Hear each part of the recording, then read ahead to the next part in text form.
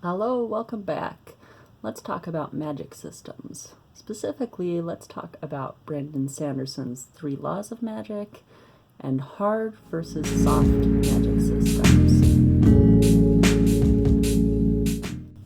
When I talk about hard versus soft magic systems, I am generally talking about Sanderson's kind of idea that on one end of the spectrum, you can have a magic system full of wonder, and on the other hand, you can have a magic system that you can solve problems through the magic system. And every magic system falls somewhere along that spectrum. For example, Chronicles of Narnia is entirely about the wonder. There really aren't any mechanics in the magic system. It is entirely, if you believe hard enough, then Aslan will come and save the day. People like to talk about Lord of the Rings and how in that magic system, Gandalf will come in and save you. The eagles will swoop in and save you. There are a lot of soft aspects to that magic system. You don't really know the rules, and you don't really know what the cost is going to be for any given magic that you do. One of my personal favorite magic systems is from Kate Elliott in her Crown of Stars series. All of her magic tends to be extremely unreliable. You have people with different religions living within a story, and all of them want different things. Sometimes their religion, their magic system works, sometimes it doesn't. Of course, George R. Martin has some instances of this as well.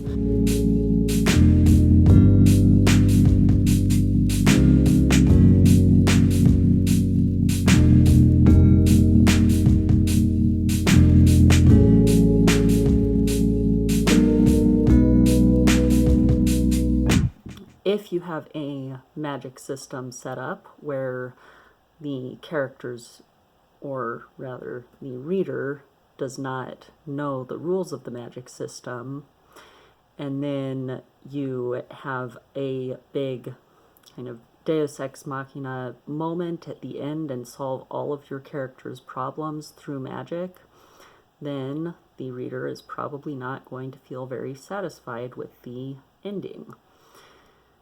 If you explain all of the rules of your magic system and give your reader the tools to figure out a possible solution through magic, and then you do use magic to solve those problems, then your reader is probably going to be much more satisfied with how you've ended or how you've solved the conflict. You have to set up the conflict resolution. If you just bring in the eagles and they solve all of your problems and everyone is left wondering, wait, there were eagles all along that could have just saved us all, it makes for a rather unsatisfying ending. At the same time, I think that sometimes people get caught up in using magic almost as a scientific way of solving their characters' problems. When it comes down to it, I think that the characters themselves need to solve the problems. If you're using magic to solve the problems, then it's just not going to be as satisfying as if the characters themselves are working through and putting in the effort to solve the conflicts for themselves. If you've read the Abortion series from Garth Nix, I would say that that is a fairly clear magic system. There are clear rules, and I feel that he does a really good job of walking you through so you understand what the rules are leading up to the end of each book in the series. Another example I can think of of a magic system that I feel is done well, as far as there are clear rules to follow and the payout matches what you're given in that, would be in Pushing Daisies, the TV show. There's a very specific thing that the main character can do. There are rules that are defined within the first probably 10 minutes of the first episode, and you know upfront what the limitations are. So I think the lesson is that you need the setup in order for the payoff to actually feel satisfying to the audience or to the reader. If you don't set up the magic system in a way that the reader can understand, then the payoff is just going to feel like a cheap trick that you use to get out of a bad situation. If you set it up correctly, then it doesn't matter exactly what the rules are.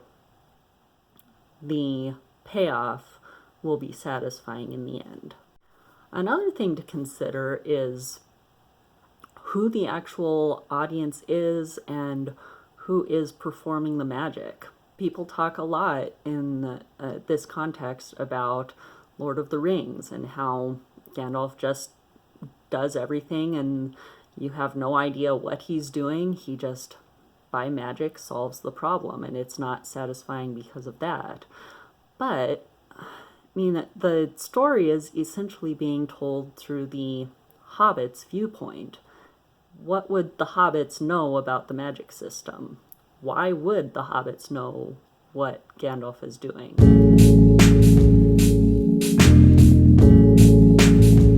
Your ability to solve a problem with magic is proportionate to your reader's understanding of that magic system.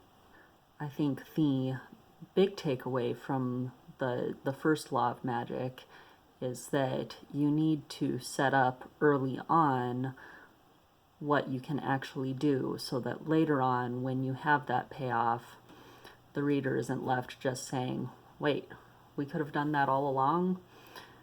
You want to build the foundation for using your magic system from the beginning. Sanderson's second law. Limitations are more important than the power itself.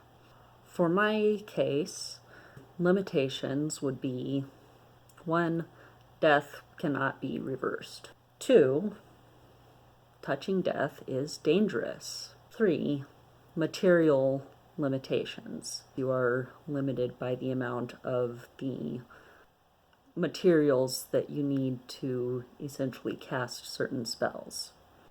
He also talks about costs. One cost is that once you have touched death, once you've gone into the shadow world, the upside down, whatever you want to call it, once you've touched death, then you are forever tainted by it, and that will affect the rest of your life. There is a chance of not coming back. If you go into the world of death, there is a chance that you won't actually make it back alive. And the old classic, there's a physical toll to wielding any kind of magic.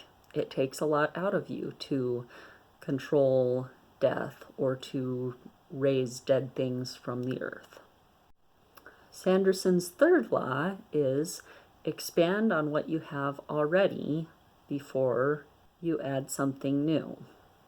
And he talks specifically about extrapolation, interconnection, and streamlining.